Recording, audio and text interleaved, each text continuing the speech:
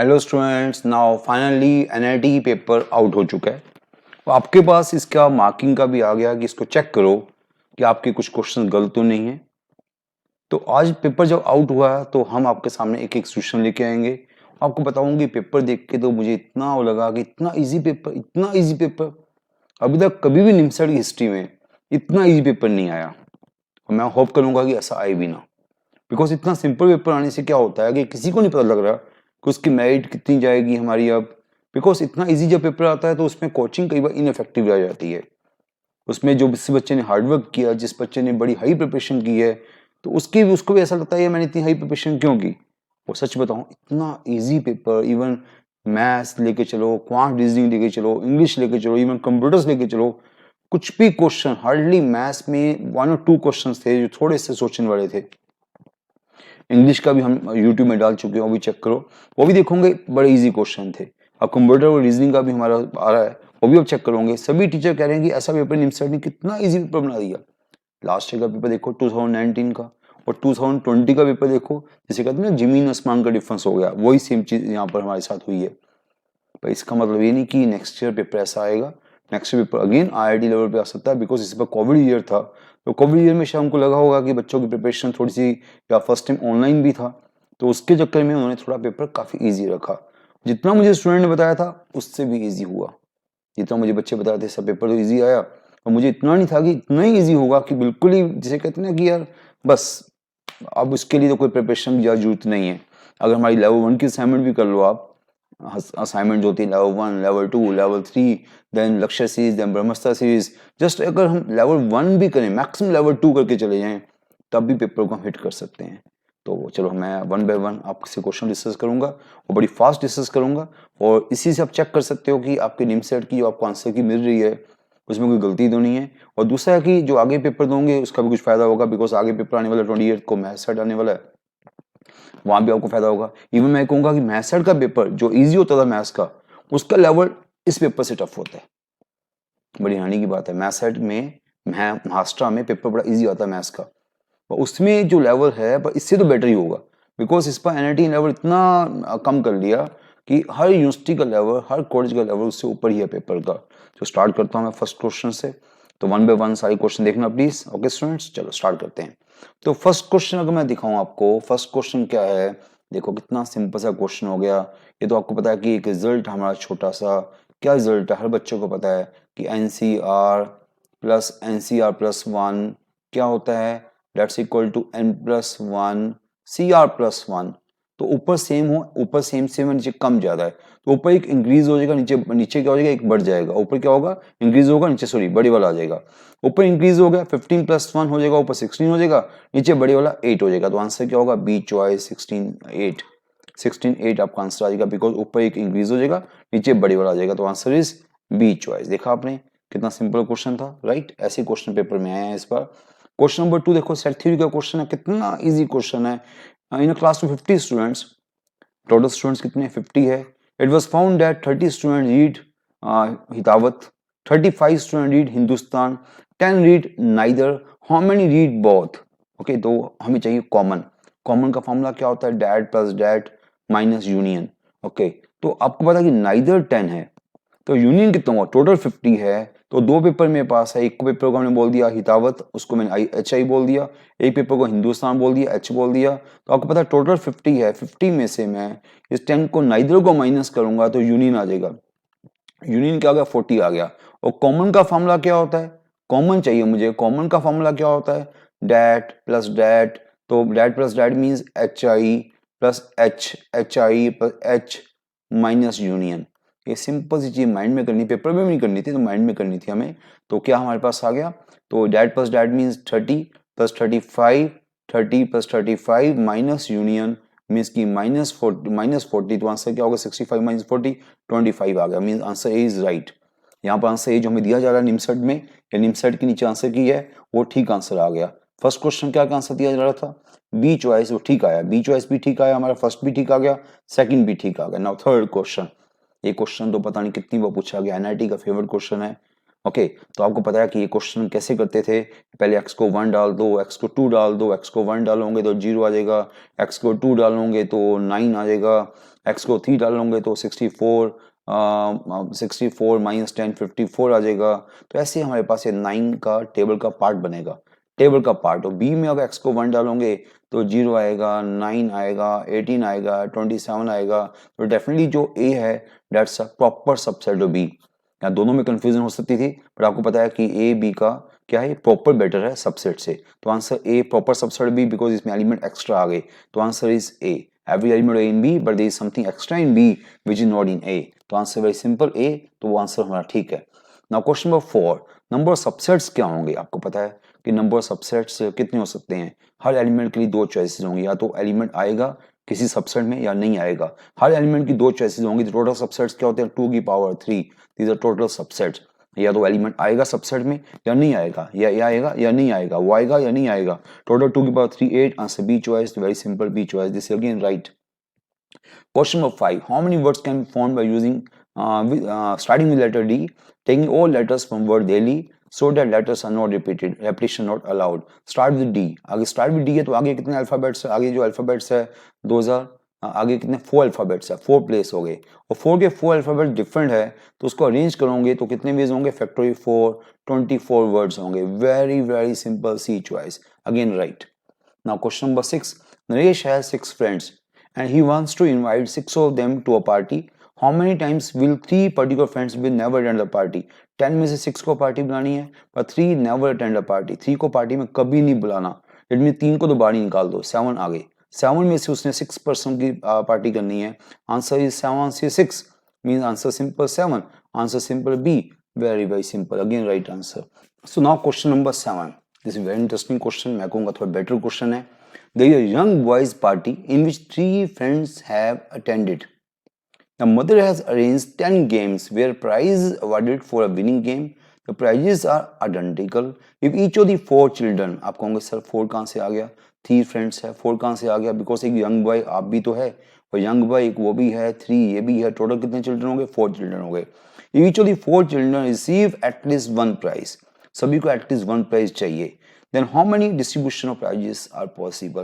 पहली बात है 10 गेम्स है, और अच्छी बात यह है कि प्राइजेस क्या आइडेंटिकल है। आपको याद है कि फार्मूला हमारे पास होता था कि अगर हमारे पास एस x1 पर x2 पर xr is equal to n, where x1 greater than equal to 1, x2 greater than equal to 1, xr greater than equal to 1, तो हम लोग क्या फार्मूला यूज करते हैं? फार्मूला क्या होता है? n-1 cr-1, जब सभी को एटलीस्ट एक एक चीज देनी है। यहाँ पर क्या हमारे पास 4 पर्सन है, पर्सन कितने? 4 पर्सन है, और 10 प्राइज को देना, तो n 10 हो गया। यहाँ पे इस क्वेश्चन में क्या हो गया? इस क्वेश्चन में हो गया कि आपके जो पर्सन है 4 है, x1 plus x2 plus x3 plus x4, person 4 है, 10 प्राइज है, सभी को एटलीस्ट एक एक प्राइज मुझे देना है, सभी को मुझे एटलीस्ट एक एक प्राइज देना है। तो आंसर क्या होगा? 10-1 c4-1 मीन्स 9c3। इसको सोल्व करोगे तो आपका आंसर आ जाएगा 84। तो answer is now 84, that's again right. This is, ये थोड़ा सा बेटर क्वेश्चन था, right. Now question number 8. 3 cities A, B, C are equidistant from each other. A motorist travels from A to B at a speed this, from B to C at this speed, from C to A at that speed. Then the average speed क्या है? ये देखा जाए तो question हमारे maths का नहीं है, ये क्वांट का क्वेश्चन है, पर थोड़ा सा मुझे भी क्वांट आता है। तो हमें पता है कि ऐसे क्वेश्चन में क्या होता है? हार्मोनिक मीन होता है। जो एवरेज स्पीड होती है वो क्या होती है? तीनों स्पीड का हार्मोनिक मीन होता है। तो हार्मोनिक मीन क्या होता है? यहाँ पर 3/1/x plus 1/y plus 1/z, this harmonic mean. बस आप सारी वैल्यूज को डाल दो, तो 1/30 प्लस 1/40 प्लस 1/50, बड़ा बेसिक सा फॉर्मूला जो आपको पता होना चाहिए। तो इससे आपका आंसर क्या आ जाएगा? 38.3 आ जाएगा।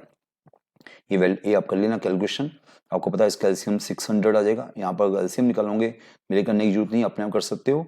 ये एलसीएम 600 आ गया, ये आपका 200 हो गया, ये आपका 150 हो गया, ये आपका कितना हो गया? ये 120 हो गया, अगर मैं थोड़ा गलती नहीं कर रहा तो। अब इसको ऊपर ले जाना, 1800 बाय दिस आपका आंसर होगा, 1800 बाय डैट क्या हो गया? 270, 470। अब इसको निकाल के देख सकते हो अपने आप, तो इसका आंसर क्या आ जाएगा हमारे पास? आंसर आएगा 38.3। ओके, आप देखना थोड़ी सी गलती होगी मेरे ख्याल से। ये हमारे पास 600 इंटू 3 1800, तो नीचे कितना? 270, 470 दिस थिंग, तो 3 बाई हार्मोनिक मीन 30, 40, 50, दिस 600, तो ये आपका 20 है, सॉरी, ये आपका ऊपर 20 गया, 200 नहीं गया, 20 गया, ये आपका ऊपर 15 गया, बिकॉज नीचे पहली जीरो हमने लिया हुआ है, ये 15 गया, ये 112 गया, मीन्स कि वो एक जीरो मैंने ज़्यादा लगा दिया, उसको आप कम कर लो। ओके, तो ये थोड़ा सा आप देख सकते हो, ये कैलकुलेशन में यहाँ पे जीरो नहीं है। ओके, तो ये कर सकते हो, ये मेरी कैलकुलेशन नहीं थी, अपने आप कर सकते थे, तो ये हमारे पास आ गया। तो नीचे जीरो नहीं था एक्स्ट्रा, जो मैंने नीचे जीरो किया और जीरो को कैंसिल नहीं करना। अब डैट बाय डैट का आंसर आएगा, आप चेक कर सकते हो 38.3, तो that's answer. Now question number 8 हो गया हमारा, बड़ा इजी था। क्वेश्चन नंबर 9 तो आपको पता ही है, बड़ा पुराना ही बड़ी सिंपल टाइप है, पता नहीं कितनी बार चुकी हुई है। A problem in mathematics is given to 3 students A B C, probability of A solving is that B not solving. Mind में रखना, नॉट सॉल्विंग मींस कि नॉट सॉल्विंग ये है, तो सॉल्विंग क्या होगी, 1 minus that. whole probability of solving is that, then what is the probability of solving it by C? तो हमें क्या दी हुई है, probability of solving दी हुई है। तो probability of solving क्या होती है, 1 minus problem is not solved। हमें probability of solving दी है 1 minus problem not solved by any of the 3 students, not solved by any of 3 students।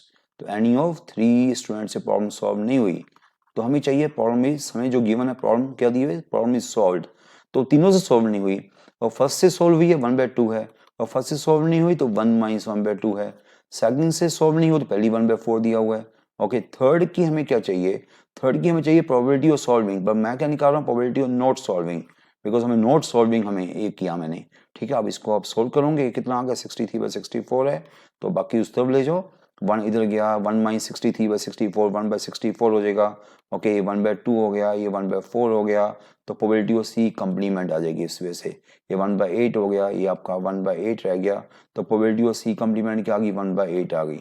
It means probability of सी क्या आ गई, तो प्रोबेबिलिटी ऑफ सी आ गई 7/8। Okay, ये आपका आंसर बड़ी fast निकल सकता है, तो answer C choice is right. Okay, तो ऐसे क्वेश्चन बड़े इजी हो जाते हैं। Now question number 10, A and B play a game where each is asked to select a number from 1 to 25। ये क्वेश्चन अच्छा है।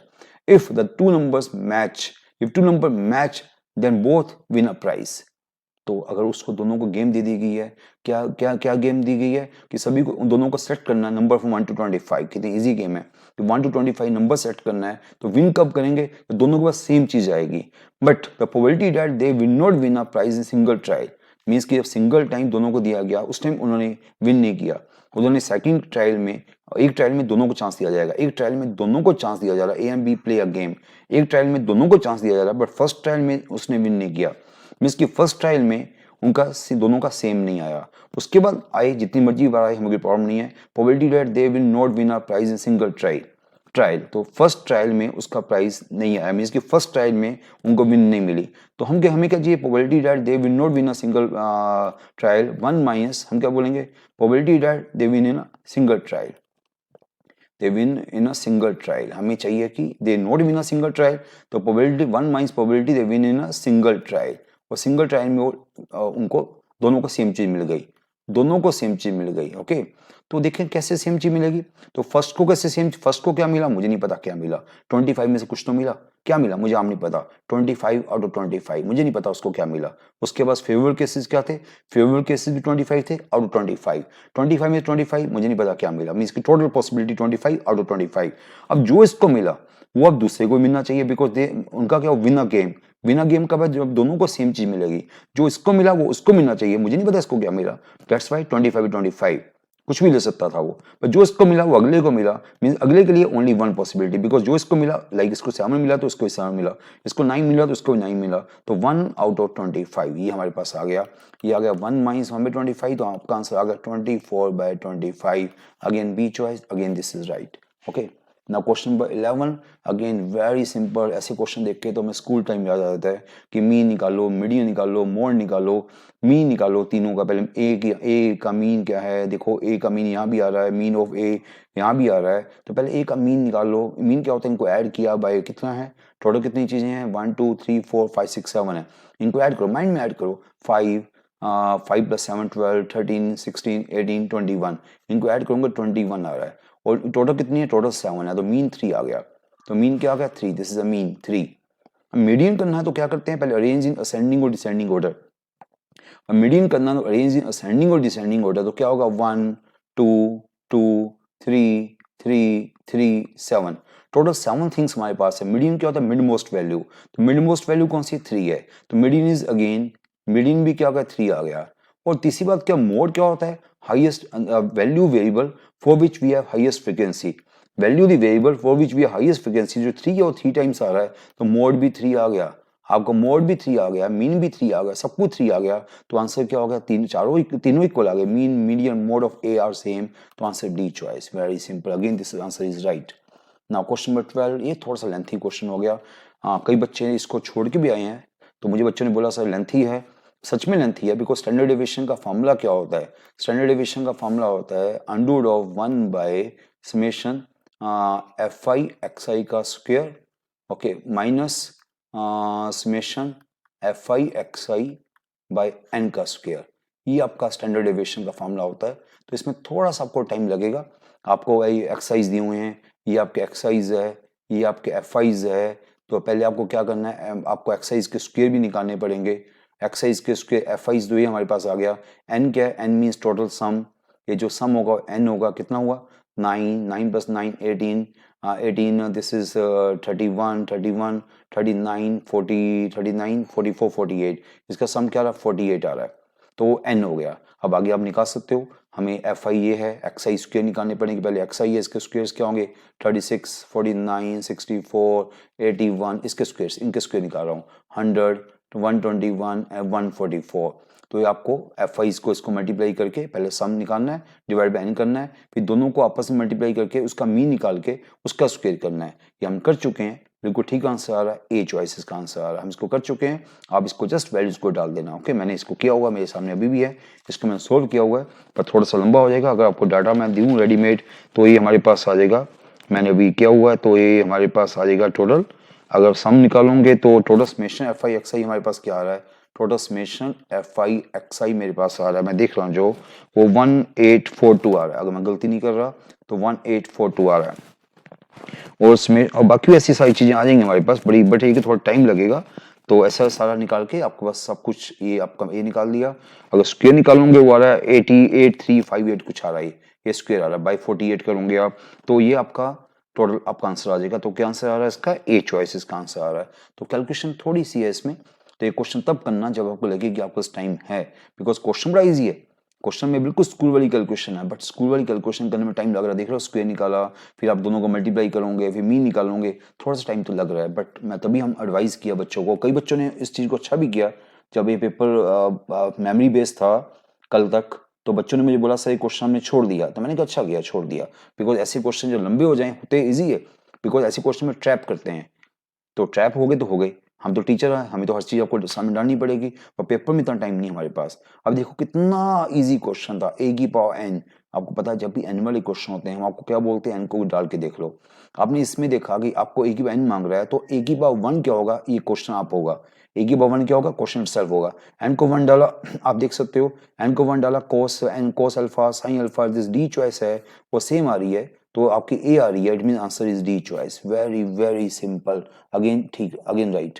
क्वेश्चन नंबर 14, यहां पर बच्चों ने काफी दिमाग लगा लिया, काफी दिमाग लगा लिया, मेरी बात समझ रहे हो, काफी दिमाग लगा लिया, ना दिमाग लगाते तो अच्छा होता, उन्होंने क्या किया कि इस क्वेश्चन को पूरा किया कि रूट्स है, सम रूट्स, चलो वो तो मुझे निकालना ही पड़ेगा, सम रूट्स क्या हुआ minus B by A means 2b by A हो गया, प्रोडक्ट रूट्स क्या हो गया सी बाई ए, चलो ये दो बातें तो हमें वैसे भी निकालनी पड़ती है, यहाँ बच्चों ने बड़ा दिमाग लगाया, थोड़ा सा दिमाग ज्यादा लगाया तो ज्यादा अच्छा होता, अगर एन ओ एम उसके रूट्स है, एन अगर रूट्स है तो क्या मीनिंग है, एन रूट्स है तो A N square minus 2bn plus C zero, यहाँ से देखो क्या कैच कर रहा हूं मैं, A N square plus C यहीं से कैच हो गया, so A N square plus C क्या हो गया 2bn हो गया, ये A N square plus C 2bn हो गया, देखा कितनी सिंपल चीज कैच की हमने।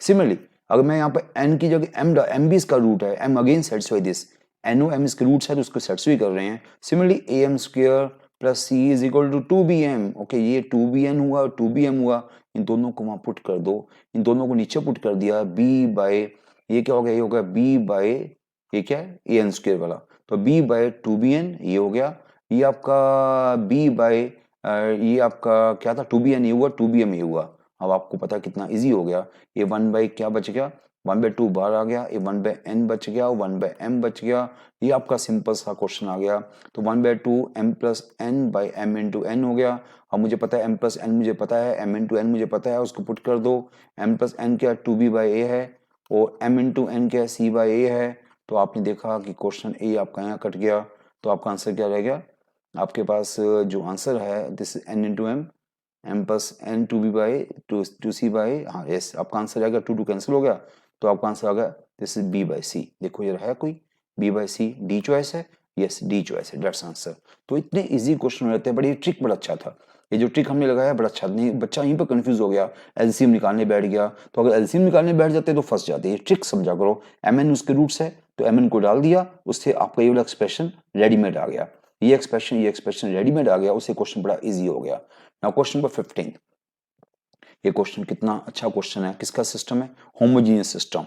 जब सिस्टम होमोजीनियस होता है तो उसमें हम क्या बोलते हैं, D not equal to zero, तो हैज अ यूनिक सॉल्यूशन, उस केस में यूनिक सॉल्यूशन होता है। और यूनिक सॉल्यूशन कौन सा होता है, उसका यूनिक सॉल्यूशन होता है X is equal to Y is equal to Z is equal zero. उसने बोला कि नॉन जीरो सॉल्यूशन चाहिए, वो नॉन जीरो सॉल्यूशन कब आएगा, जब डी जीरो होगा, डी जीरो होगा तो इनफाइनली मैनी सॉल्यूशंस आएंगे, जब इनफाइनली मैनी सॉल्यूशंस आएंगे तो उसमें नॉन जीरो सॉल्यूशंस भी आएंगे, इनफाइनली मैनी सॉल्यूशंस आएंगे तो उसमें नॉन जीरो सॉल्यूशन भी आएंगे। तो सिंपल से आपको डी जीरो करना था, तो 4k1 k4 1 2 2 1, ये डिटरमिनेंट को हमने जीरो कर दिया।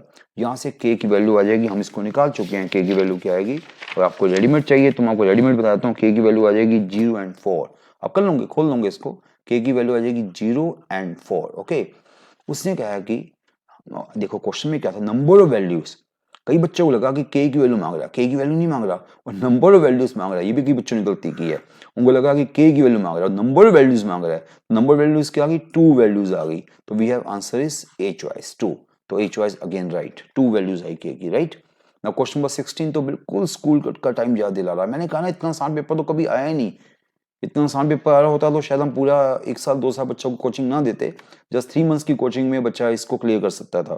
तो डिटरमिनेंट ऑफ सी हर बच्चे को पता है कि विच इज नॉट करेक्ट, क्या पूछा, विच इज नॉट करेक्ट, आप सभी को पता है कि डिटरमिनेंट ऑफ सी करते हैं तो सी की पाइन बार हो जाता है, बिकॉज ए क्या है एन बाय एन मैट्रिक्स होगी, ए क्या होती है, एन बाय एन मैट्रिक्स होती है, तो जितनी आपकी रोज होंगी उतने सी बार आएंगे, ये सी की पावर एन होना चाहिए था, क्या होना चाहिए था, ये सी की पावर एन होना चाहिए था, जो नहीं है तो आपका आंसर ये रॉन्ग हो गया, C choice is wrong, which is wrong, उसने पूछा which is wrong, C is wrong, again this is right answer. Now question number 17, tangent to this making angle 60 with X axis, देखो making angle 60 बोल दिया, तो making angle 60 का मतलब समझ गया कि हमें स्लोप दे दिएगा टेंजेंट का, हमें स्लोप क्या दे दिएगा, tan 60, tan 60 क्या होता है, √3 हमारा स्लोप आ गया। अगर हमारे पास इलिप्स होता है, इलिप्स क्या होता है, क्या इलिप्स है, x³ / 16 + y² = 1, ये हमारे पास इलिप्स है, तो इसकी टेंजेंट क्या होती है, इसकी टेंजेंट होती है y = mx ± √a² m² + b²।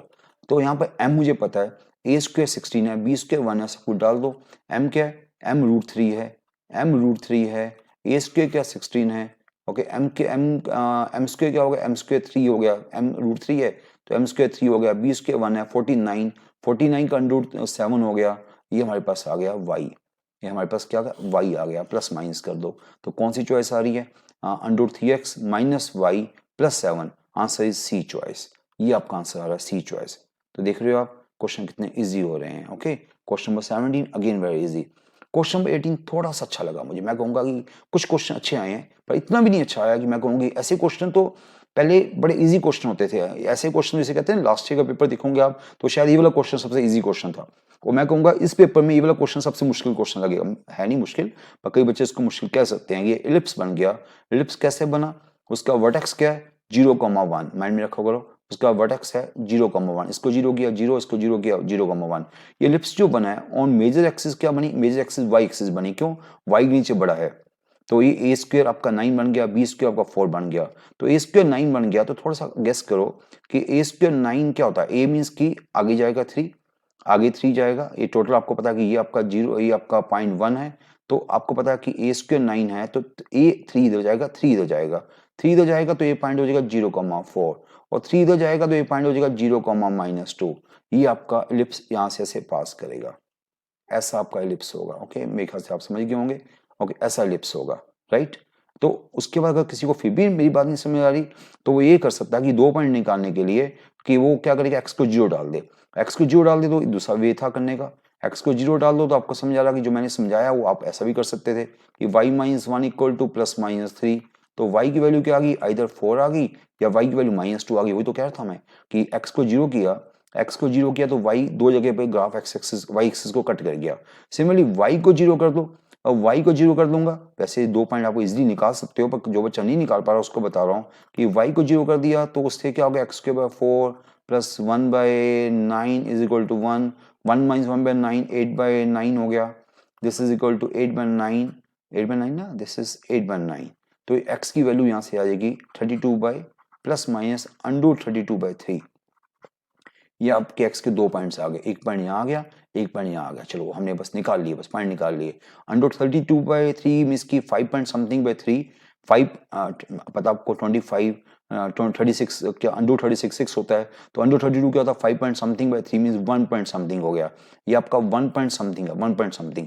अब दूसरी बात, आप सर्कल की टर्म रहेगी। सर्कल तो सभी को पता है सेंटर 0 है, उसका रेडियस 2 है, तो सेंटर 0 ये रहा, रेडियस 2 मीन्स की थोड़ा सा ये 1 पॉइंट समथिंग है, रेडियस 2 है, इधर चलेगा, तो रेडियस 2 है तो इधर चलेगा, तो रेडियस 2 है, थोड़ा सा मैंने ज्यादा पास बना लिया, तो एक यहां से भी पास करेगा। देखो सेंटर 0 है, रेडियस 2 है, तो सर्कल आपका कैसे पास करेगा, सर्कल आपका ऐसे ऐसे ऐसे, ये इंटरेस्टिंग पिक्चर जो बना रहे हो, सर्कल ऐसे जाएगा, ओके, ऐसे जाकर तो 0, उसका जो दूसरा है 0, और ये यहां से देखो ये 0,2, ये 0,2 यहाँ कोई पॉइंट होगा, और मेरी पिक्चर ठीक नहीं बनाई, पिक्चर ठीक बना सकते हो, तो सर्कल ऐसे कहीं जाएगा, ये सर्कल होगा हमारा ऐसा कुछ, राइट। ये पिक्चर ठीक बना लेना, मैं पिक्चर ठीक नहीं बनाई। कहने का मतलब है कि 2 पॉइंट यहाँ पर कट करेगा, 2 पॉइंट यहाँ कट करेगा, और एक पॉइंट यहाँ पर टच करके जाएगा, बिकॉज 0,2 से आपका 0,2 से आपका एलिप्स भी पास कर रहा है, और 0,2 से आपका सर्कल भी पास, 0,-2 0,-2 से आपका एलिप्स भी पास कर रहा है, और 0,-2 से आपका सर्कल भी पास कर रहा है, बिकॉज आपको पता है कि यहाँ पे x को 0 डालोगे तो ये भी y +-2 आ रहा है, तो y x को 0 डाल रहे हो तो यहाँ भी y +-2 आ रहा है, तो ये भी 0,-2 से पास कर रहा है, और वो भी 0,-2 से पास कर रहा है, वहां भी x को 0 डाला था, y -2 आया था, तो ये वाला पॉइंट दोनों को सेटिस्फाई कर रहा है। 2 पॉइंट तो आपको दिख रहे हैं, इंटरसेक्शन पॉइंट आएंगे, टोटल 3 पॉइंट्स आएंगे, तो आंसर इज बी चॉइस। बड़ा अच्छा क्वेश्चन था, अच्छा मींस की बेटर था, बाकी से बेटर था। Next, now arithmetic progression has 3 as its first term, तो फर्स्ट टर्म 3 है, also sum of the first 8 terms is equal to twice the sum of the first 5 term. देखो कितना इजी क्वेश्चन आ रहा है, what is the common difference. देखो हर बच्चे को पता है कि सम ऑफ 8 टर्म्स क्या होता है, 8/2, तो 2a means 6 plus 8 - 1, 8 - 1 means 7, 7d हमारे पास आ गया। ट्वाइस ऑफ क्या formula, n/2, 2a means again 2 × 3 6 plus 6 - 1 क्या होगा 5d। बस इतनी सी बात है, यहाँ से d की वैल्यू आ जाएगी, तो d की वैल्यू क्या आ गई 3/4। कोई भी बच्चा इसको सोल्व कर सकता है, d की वैल्यू क्या आ गई 3/4 आ जाएगी, दैट्स आंसर। तो again this is right, again this is right. Question number 20 थोड़ा सा बेटर था, थोड़ा सा बेटर था। देखो अब तो हम ही कहेंगे ना कि इतने इजी क्वेश्चन को मैं बेटर क्वेश्चन कह रहा हूँ, अदरवाइज अगर लास्ट ईयर का पेपर उठाते तो आप कहते यार ऐसे क्वेश्चन भी आ सकते हैं, तो मुझे मैं तो इस पर हम इस कोई भी मैं कहूँगा मैं क्या कोई भी पर्सन इतना आसान क्वेश्चन पेपर की बिलीव नहीं उम्मीद नहीं कर रहा था। अब देखो यहाँ पर मैंने कहा ना थोड़ा ट्रिकी आ गया, इसको यूज करना आपने। आपको पता है a³ + b³ + c³, अगर मैं इसको -3abc कर दूं और साथ में +3abc कर दूं, ये छोटे छोटे ट्रिक्स है, ये छोटे छोटे ट्रिक्स है। तो ये बताओ, मैंने -3abc कर दिया, +3abc कर दिया, आपको पता है फॉर्मूला क्या बन गया, आपको आता होगा फॉर्मूला, ये फॉर्मूला बन गया a + b + c into a² + b² + c² -ab - bc - ac। देखा, इसका फायदा, ये छोटी छोटी बातें होती है माइंड में नहीं आती उस टाइम पेपर में, ये छोटी छोटी बातें आ जाए तो बड़ा अच्छा हो। a + b + c क्या 0, तो ये पार्ट आपका 0 हो गया, तो ये आपका मल्टीप्लाई क्या हो गया 0 हो गया, तो आंसर क्या बचा 3abc/abc। देखा कितना अच्छा क्वेश्चन था। अब मुझे नहीं पता कि आपको ये ट्रिक आपने पेपर में लगाया कि नहीं लगाया, लगाया तो अच्छी बात है, नहीं लगाया तो आपको सीखना पड़ेगा, तो आंसर इज अगेन सी। तो अच्छा क्वेश्चन था, ओके। नाउ क्वेश्चन नंबर 21, 21 तो हमारी फेवरेट टाइप है। आपको पता है कि एट 0 दिस लिमिट इज 0, है ना, दिस 0। अब बच्चे क्या कहते हैं सर 0 डाला, साइन की पावर साइन 1/0 आ गया, साइन इन्फिनिटी हो गया, तो लिमिट इज नॉट पॉसिबल। पर आपको पता है हम क्लास में बता चुके हैं कि sine is always bounded function, sine is always bounded function. तो ई की पावर डैट, तो ई की पावर भी किसके बीच में होगी, अगर कोई ये पूछे कि ये कहाँ है, तो ये हमारे पास क्या रहेगा, इसकी मिनिमम वैल्यू रहेगी ई की पावर -1 और मैक्सिमम वैल्यू होगी ई की power 1, because E is increasing function, exponential increasing function होता है। तो अगेन ई की power that is again bounded, now ये भी बाउंडेड हो गया, bounded means lie between two finite number, ये भी बाउंडेड हो गया। तो 0 × बाउंडेड, 0 × बाउंडेड लिमिट क्या होती है 0, तो आंसर इज 0। तो इसका आंसर क्या होगा, डी चॉइस होगा। कई बच्चों ने शायद गलती से बी ना मार्क कर दिया हो, ये कुछ गलत होने का चांस था बच्चों का। Now question number 22। Question number 22 तो फिर मैंने कहा स्कूल नहीं, मैं कहूंगा थोड़ा सा बेटर क्वेश्चन है, बिकॉज यहाँ पूछ रहा फाइंड मैक्सिमा मिनिमा।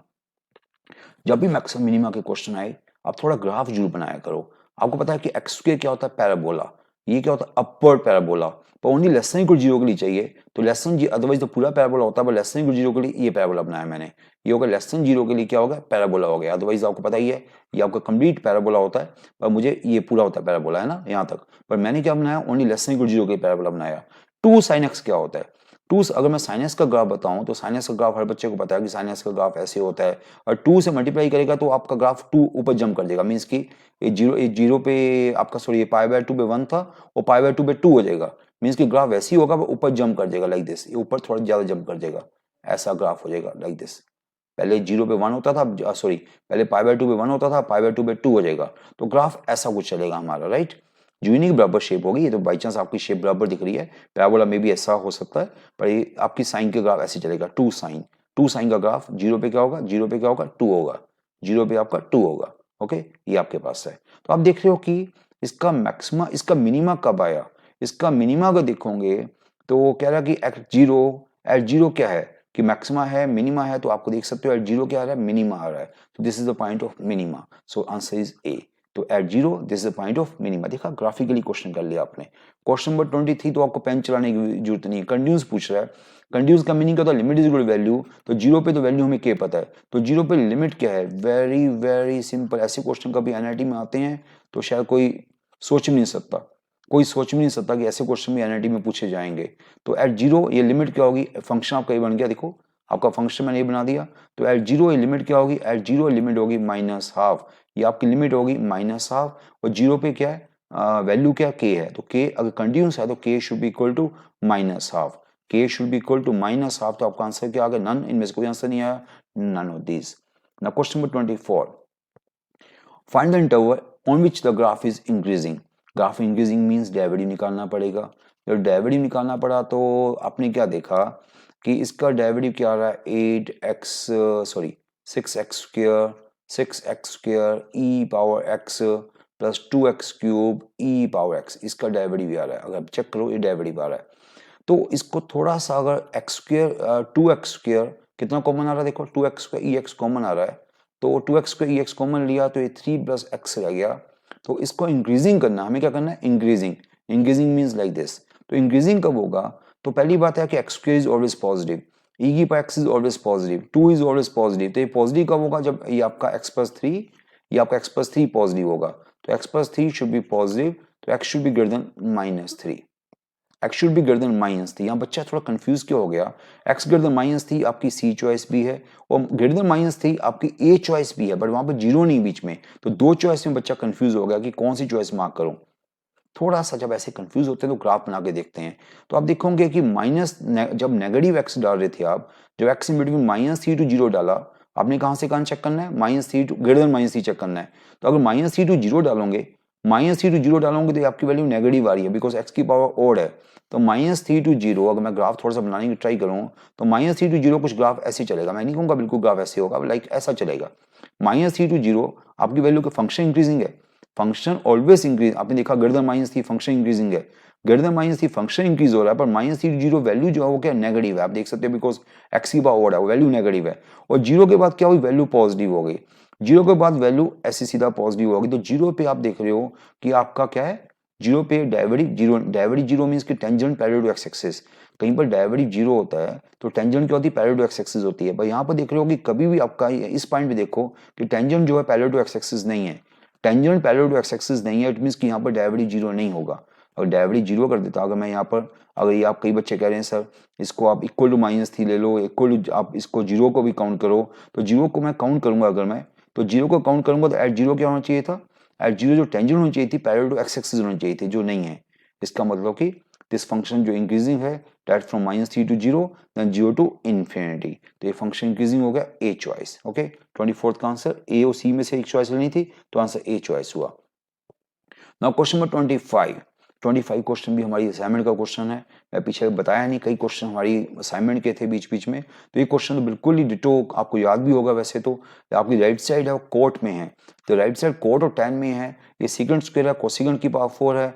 तो आप क्या करो, या तो कोसिकेंट को आप चेंज करो कोट में, या सीकेंट को चेंज करो tan में, जो आपको अच्छा लगे वो चेंज करो। वैसे तो हाई पावर को चेंज करते हैं, लोअर पावर को चेंज नहीं करते। तो बेटर क्या, कोसिकेंट की पावर 4 को चेंज करो। कोसिकेंट की पावर 4 को लिख लेता हूँ मैं 1 plus cosecant square into cosecant square. तो एक कोसिकेंट स्क्वायर को लिख लेता हूँ 1 plus coat square. Coat square चलो लिख लिया, 1 प्लस कोट स्क्वायर इंटू एक कोसिकेंट स्क्वायर मैं अपने पास मार के रखता हूँ, बिकॉज मुझे पता है कि कोट को मैं टी लूंगा, कोट को टी लूंगा तो D T by D x हो जाएगा। ओके, बिकॉज आप देख सकते हो आपकी राइट साइड में कोट चल रहा है, कोट tan भी 1 बाई कोट ही होता है, तो ई करूंगा मैं। और सीकेंट स्क्वायर मुझे अभी भी तंग कर रहा है, ये कोट को तो टी ले लूंगा, सीकेंट स्क्वायर को क्या लूंगा 1 plus tan square. 1 plus tan square को क्या लूंगा 1 plus tan square mean 1 plus 1 by cot square. लो जी, ये आपका कोट और कोसिकेंट स्क्वायर में क्वेश्चन बन गया। कोट और कोसिकेंट स्क्वायर में क्वेश्चन बन गया। छोटा सा ट्रिक होता है जो आपको इंडिकेशन में करना होता है। अब आपको दिख रही होगी राइट साइड को दिखा मैंने, उससे मुझे हिंट मिल गया कि क्वेश्चन मुझे कोट में बनाना है, तो ये मैंने बना लिया। आप देख सकते हो कि फाइनली क्या चीज आ गई हमारे पास, ये कोट स्क्वायर यहाँ पर नीचे आ गया, और यहाँ क्या आ गया 1 प्लस कोट स्क्वायर, ऊपर जाके ये भी 1 प्लस कोट स्क्वायर है, तो 1 प्लस कोट स्क्वायर का स्क्वायर हो गया। अब कोट स्क्वायर को कोसिकेंट स्क्वायर ना बोल देना, कि वहीं से हम वापस आए तो वापस नहीं जाना मुझे वहां मुझे वापस नहीं जाना। जैसे कोसिकेंट स्क्वायर, आप कोट स्क्वायर को कोट को टी बोल दो, कोट को टी बोल दो, माइनस कोसिकेंट स्क्वायर ये आपको माइनस डी टी हो जाएगा, तो आपकी इंडिकेशन हो जाएगी 1 प्लस टी स्क्वायर की power 2 by T square D T. ये आपकी इंडिकेशन हो गई जो हर बच्चे को दिख रही है। ओके, हमने कोड एक्स को टी बोल दिया, ये माइनस डी टी हो गया। ओके, ये हमारा सिंपल सा पॉलिनोमियल बन गया। इसके आगे तो कोई भी स्कूल का बच्चा भी इंडिकेशन कर सकता है। 1 बाई टी स्क्वायर टी की पावर 4 बाई टी स्क्वायर रह जाएगा, और 2 टी स्क्वायर बाई दिस 2 हो जाएगा। तो ये इंटीग्रेशन करनी अब आपके लिए सिंपल सी बात हो गई है। तो 1 बाई टी स्क्वायर की इंटीग्रेशन माइनस 1 बाई टी, और टी स्क्वायर की इंटीग्रेशन टी क्यूब बाई 3, और 2 की इंटीग्रेशन 2t। ओके, ये आपके पास इंटीग्रेशन आ गई। तो t को हम क्या डालेंगे, कोट डाल देंगे। t को क्या डालेंगे, कोट डालेंगे, तो आपके फाइनल का आंसर आ गया प्लस 1 बाई टी।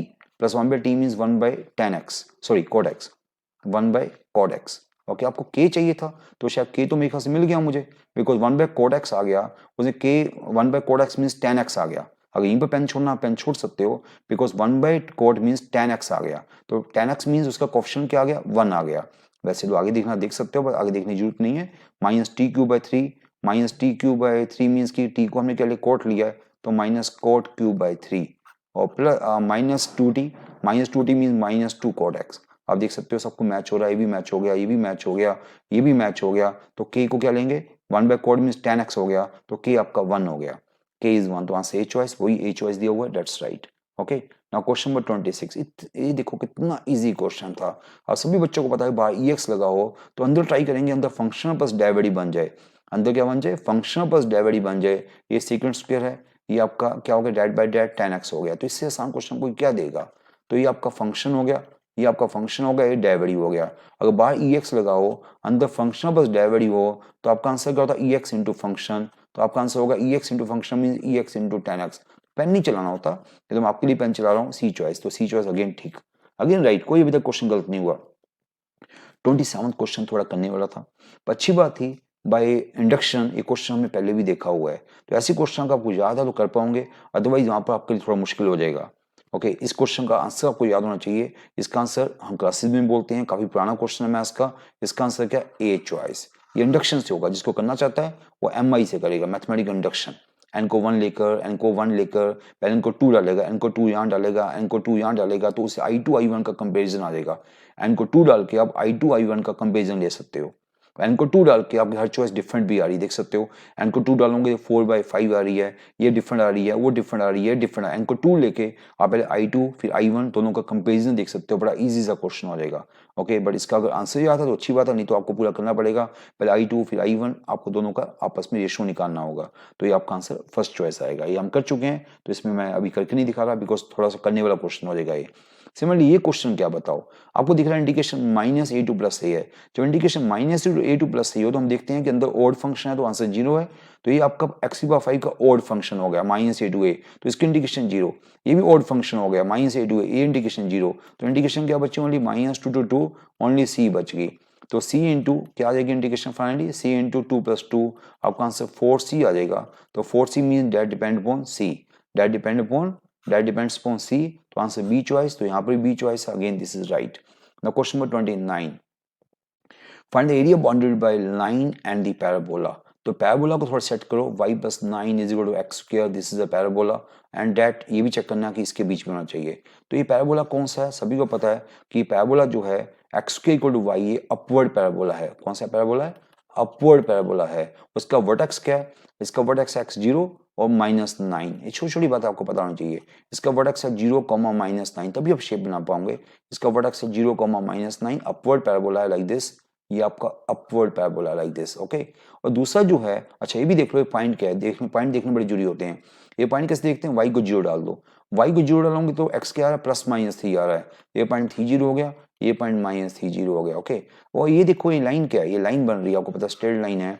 यहाँ पे x को 0 लोगे तो y आपका 3 आ गया, और y को 0 लोगे तो y को 0 लोगे तो x 3 आ गया, मीन्स पासिंग थ्रू 0,3 एंड 3,0। तो स्ट्रेट लाइन आपकी कहाँ से पास कर रही है, ये स्ट्रेट लाइन ऐसे पास कर रही है, 0,3 और 3,0 से पास कर रही है। ये हमारे पास दोनों की पिक्चर बन गई। ग्रेटर देन इक्वल टू -1, तो -1 यहाँ पर है, तो ग्रेटर देन इक्वल टू -1, इसको थोड़ा आगे खींच दो लाइन को। तो greater than equal to -1 means ये इक्वल टू -1 स्ट्रेट लाइन होती है, इक्वल टू -1 स्ट्रेट लाइन होगी। Greater than equal to -1 means की किस तरफ होगी, इस तरफ चलेगी। तो इस तरफ चलेगी मीन्स ये ट्रायंगल आपका कॉमन एरिया बन गया। ये आपका ट्रायंगल जो है, और y greater than equal to 0 means above x axis, above x axis हो गया, ग्रेटर देन इक्वल टू -1 हो गया, और आपका इन दोनों के बीच में हो गया। तो ये आपका ये वाला एरिया बन रहा है। एरिया क्या बन रहा है, एरिया तो ट्रायंगल बन रहा है। ये एरिया क्या बन रहा है, एरिया तो ट्रायंगल बन रहा है। तो आपको ट्रायंगल का एरिया निकालना है। कितनी अच्छी बात होगी कि हमें ट्रायंगल का एरिया निकालना है। तो ऐसे क्वेश्चन कितने इजीली हो सकते हैं, अगर आपने थोड़ा सा भी दिमाग लगाया तो ऐसे क्वेश्चन बिल्कुल इजी हो सकते हैं। तो आपको ट्रायंगल का एरिया निकालना, उसका बेस क्या हुआ आप देख सकते हो, ये ओरिजिन था 0 0, ये आपको पता है, ये ओरिजिन था ना, ये ओरिजिन था 0 0, तो ये पार्ट आपका क्या था 3 था, ये आपका पार्ट 1 है, मैग्नीट्यूड वाइज 1 है, तो बेस हो गया 4, ये बेस 4 हो गया, और एल्टीट्यूड क्या है 3 है, एल्टीट्यूड 3 है, बेस 4 है, तो एरिया क्या होता है half base into altitude, base 4 है, एल्टीट्यूड 3 है, तो आपका आंसर आ गया, आपका आंसर क्या आ गया इसमें, आपका आंसर आ गया 6 आ गया। तो उसने 6 कोई नहीं दिया हुआ, तो नॉन ऑफ दिस, ओके। कितना इजी क्वेश्चन हो गया by with the help of picture. Now next question, question number 30, vectors का क्वेश्चन आ गया। तो या तो देखो कोई चीजें आपको सीधा याद हो अच्छी बात है, अदरवाइज नहीं याद है तो टाइम वेस्ट ना करो, सीधा पहले इसको निकालना शुरू कर दो। A क्रॉस A 0 वेक्टर है ना, A क्रॉस C उसको लिख लो आप, A cross C plus B cross A, वो भी ठीक है, okay, B cross A plus B cross C, चलो ये भी ठीक है, यहाँ पहुंच गए हम। इसके आगे देखो A डॉट है, A dot A cross C, two vectors identical, so scalar triple product 0, this scalar triple product A का इसके साथ 0 होगा, A का इसके साथ, बिकॉज यहाँ भी A है, A का इसके साथ भी 0 होगा।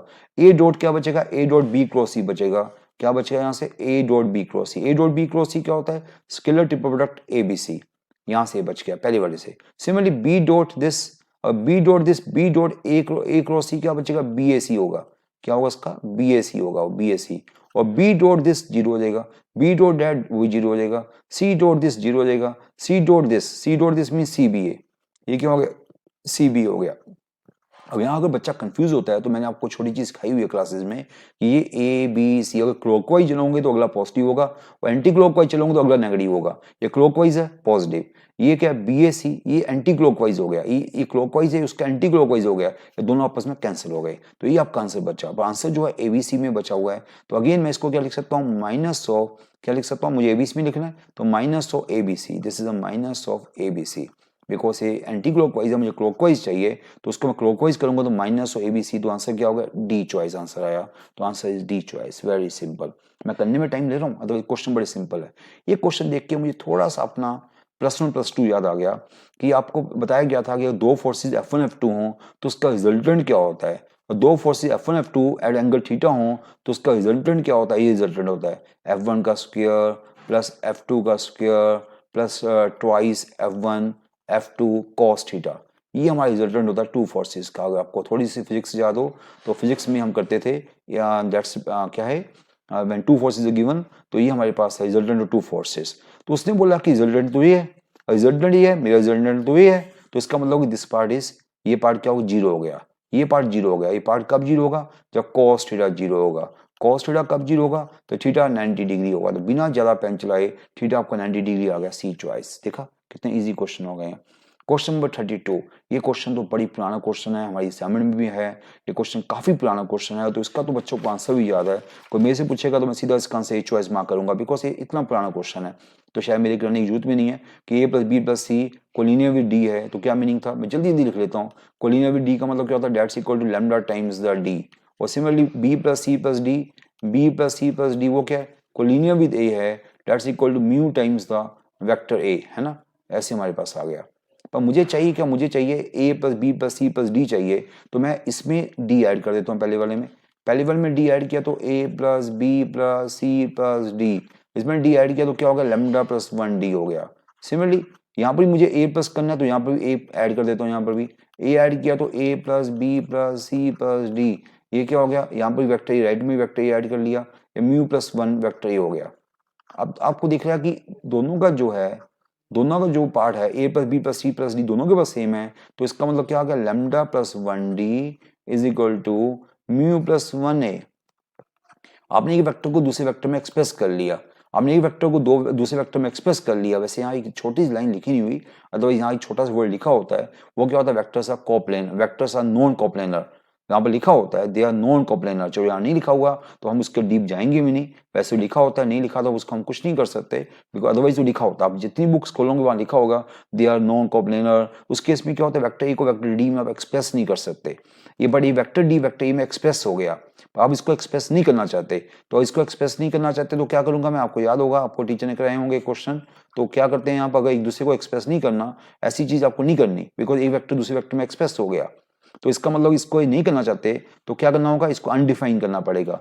ये अनडिफाइन कब होगा, जब डिनोमिनेटर जीरो होगा, it mean lambda plus 1 zero, तो लैम्डा क्या आ गया, -1 आ गया।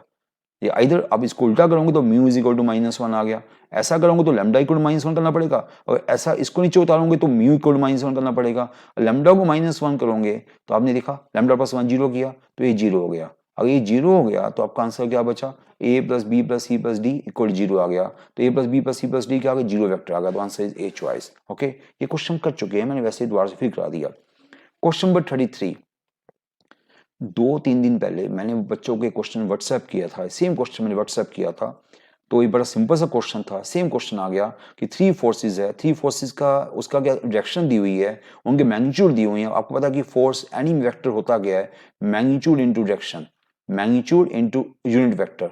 ये आपको यूनिट वेक्टर दिए हुए हैं, चलो वो तो देखता हूँ यूनिट वेक्टर है कि नहीं है। Unit vector into magnitude, unit vector को उसके मैग्नीट्यूड से मल्टीप्लाई कर दो, वेक्टर बन जाता है। तो अगर तीनों फोर्सेस आपको बनानी है, अगर फोर्स F1 बनानी है तो फोर्स F1 क्या होगी, उसका magnitude into unit vector. Magnitude तो 5 है उसका, और यूनिट वेक्टर क्या देखें, 6i plus 2j plus 3k by इसका मैग्नीट्यूड।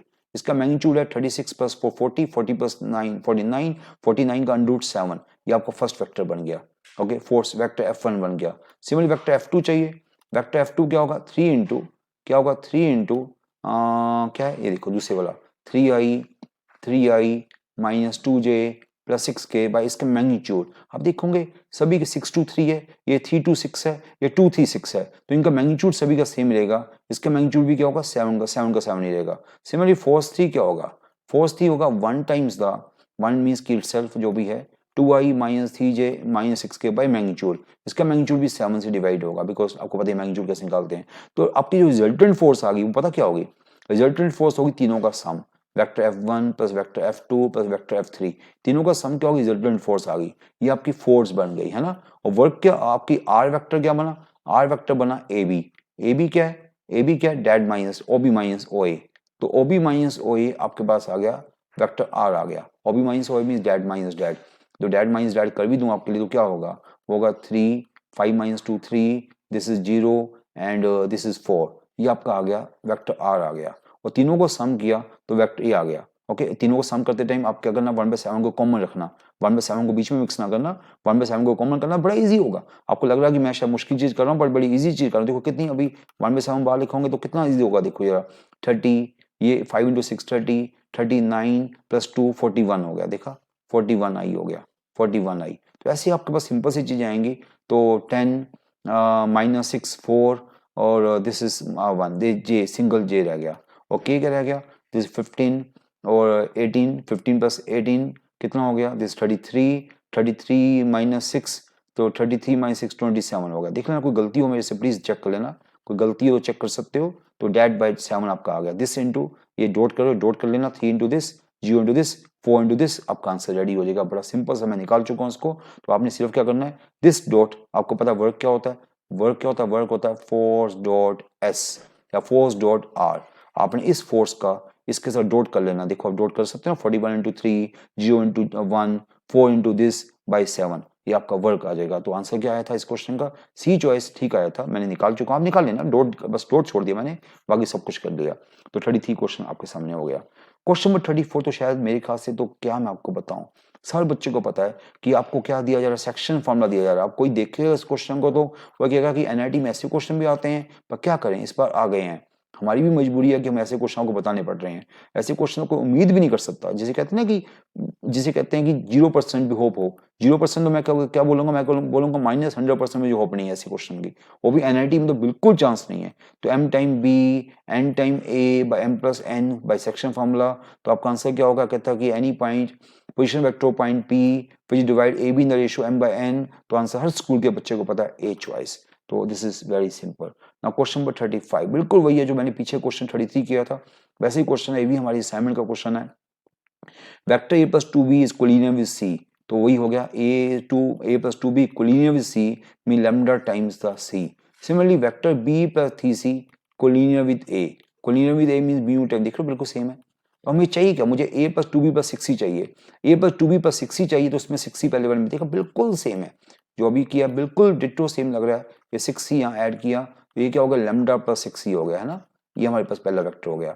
यहाँ भी मुझे क्या चाहिए, 2b प्लस 6c चाहिए, पहले इसको 2 से मल्टीप्लाई करो, इसको 2 से मल्टीप्लाई किया, 2b plus 6c equal to 2 mu A हो गया, 2 म्यू ए। इसमें अब वेक्टर ए ऐड कर दो, बिकॉज मुझे सेम वेक्टर बनाना है, फिर आपको याद होगा दोनों को सेम वेक्टर बनाना, तो क्या बन गया, A vector A plus 2 mu vector A बन गया। ओके, या वेक्टर ए को कॉमन ले लो, वेक्टर ए को कॉमन ले लो तो 1 प्लस 2 म्यू हो गया।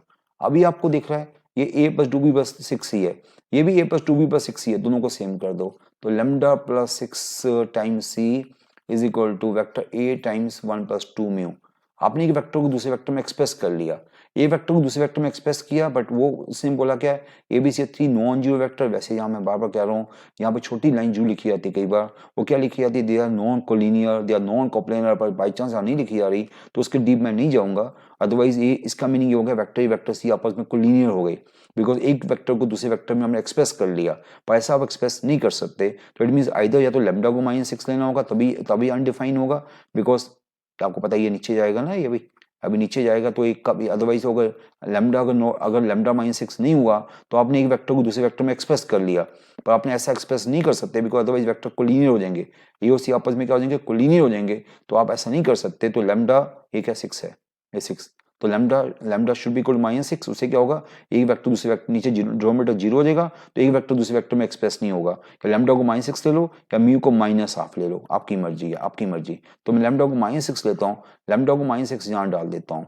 लैम्डा को -6 यहाँ डाला, तो आप देख सकते हो लैम्डा को -6 यहाँ डाला, तो मेरा आंसर ये क्या आ गया, वेक्टर ये क्या आ गया, ये आ गया 0 आ गया, 0 वेक्टर। तो answer is 0, answer is A choice, और बिल्कुल ठीक हूं मैं, ए चॉइस है। ओके, नाउ क्वेश्चन नंबर 36, ये देखो क्या है, 3 वर्ड्स दे दी गई हैं, ट्रायंगल पूछ रहा है, इक्विलेटर है क्या है, हमें 3 वर्ड्स दे दी गई हैं, तो वर्ड 3 वर्ड्स कौन से हैं, 1 -2 2 2 1 -1, और तीसरा कौन सा है, 3 -1 2। पूछ रहा कि ये ट्रायंगल क्या है, आपका राइट एंगल है, इक्विलेटर है, क्या है।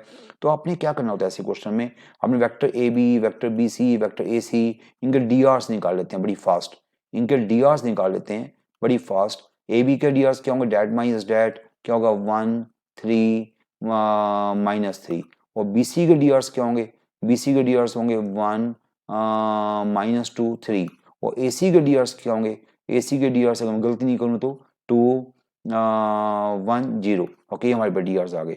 अब चेक करो कि पहले चेक करो कि क्या राइट एंगल ट्रायंगल तो नहीं, सबसे इजी ये होता है जब किसी का डॉट 0 होगा इनमें से राइट एंगल ट्रायंगल हो जाएगा, और किसी का डॉट 0 हुआ कि नहीं हुआ मुझे भी नहीं पता लगेगा, मैं देखता हूँ डॉट 0 होगी नहीं हुआ, इसका डॉट निकालता हूँ मैं, 1 into 2 2 -2 into 1 -2, this into this 0, तो इन दोनों का डॉट 0 होगा, मैं देख रहा हूँ A B dot A C B C dot A C B C dot A C क्या आ रहा है, 0 आ रहा है, देख सकते हो आप। इट मीन्स कि they are this two vectors are perpendicular at point C, they are perpendicular at C, तो इट मीन्स कि this is right angle triangle, तो आंसर इज बी चॉइस। तो वहां पर बी है। मीन अभी तक कोई क्वेश्चन गलत नहीं हुआ, देखा आपने, अभी तक कोई क्वेश्चन गलत नहीं हुआ। 37 क्वेश्चन क्या है, वॉल्यूम ऑफ द पैरेललोपिड, बड़ा फेवरेट टाइप है जो एनआईटी में आती है, हमेशा हमेशा आती है। हमें वेक्टर ए गिवन है, वेक्टर सी गिवन है, यहाँ वेक्टर बी मिस कर दिया हमारे ऑपरेटर ने वेक्टर बी मिस कर दिया, तो इसको मैं दोबारा से आपके सामने लेके आना होगा। इसने ऑपरेटर ने वेक्टर बी मिस कर दिया, क्वेश्चन में गलती नहीं है, क्वेश्चन में गलती नहीं है, हमारे ऑपरेटर ने गलती की है। और मैं क्वेश्चन अगर मैं देखूं थोड़ा सा, मेरे पास क्वेश्चन थोड़ा सा शायद मिल जाए। वेक्टर बी जो है वो है I plus alpha J plus 2k, मैं वेक्टर बी लिख लूँ। वेक्टर बी यहाँ बाई चांस ऑपरेटर से गलती हो गई या उसके आया नहीं, तो I plus alpha J plus 2k, okay, ये हमारा वेक्टर बी है। ओके राइट, मैं देख रहा हूँ, ठीक है। तो ये हमारे पास है, हमारे पास volume of the parallelopiped. Volume of the parallelopiped क्या होता है, scalar triple product A B C means determinant. Determinant means की 2 3 4 फर्स्ट रो, सेकंड रो क्या 1 अल्फा 2, थर्ड रो क्या 1 2 अल्फा। हमें क्या गिवन है, इक्वल टू 15 गिवन है, दिस डिटरमिनेंट, सॉरी डिटरमिनेंट है दिस इक्वल टू क्या गिवन है, हमें 15 गिवन है, this determinant is equal to 15। तो ये डिटरमिनेंट अगर 15 दिया है तो आपको अल्फा की वैल्यू निकालने में किसी को भी प्रॉब्लम नहीं आएगी। तो बड़ी सिंपल सी बात हो गई है, अब कोई भी बच्चा अल्फा निकाल सकता है। डिटरमिनेंट को 15 किया, तो मैं यहाँ देखा मैंने निकाली हुई है, तो अल्फा की दो वैल्यूज आ जाएंगी, एक -1 आ जाएगी, एक वैल्यू 9/2 आ जाएगी, ये आपकी दो वैल्यूज आएंगी अल्फा की। तो 9/2 हमारी सी चॉइस ठीक आ रही है, तो answer is C choice. Okay next now question number 38। Question number 38, in the interval 0 to 2 pi, इसके क्या सोल्व द इक्वेशन।